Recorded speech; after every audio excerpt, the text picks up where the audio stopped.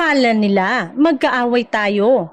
Tinapos ng komedyante na sina Vice Ganda, MC Mua at Lassie Marquez ang mga chismis na friendship over.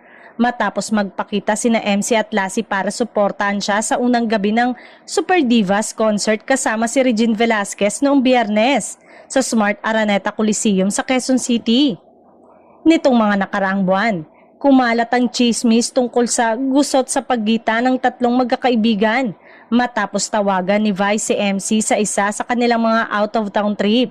Mula noon, hindi na napapanood sina MC at Lassie sa noontime show na It's Showtime o sa Vice Comedy Bar na pagmamay-ari ng phenomenal superstar.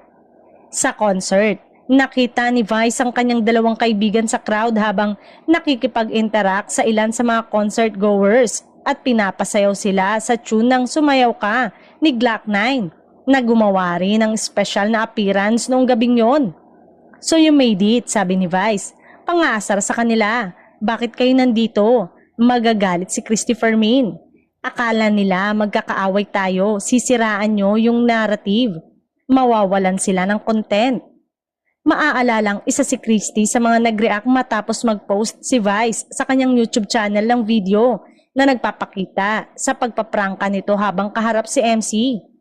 Tinanong ni Vice kung bakit sila nandun. Sagot naman ni MC, "Syempre, hindi namin pwede ma-miss yung concert mo." Hinayaan din ni Vice sina MC at Lassie na bumati sa audience.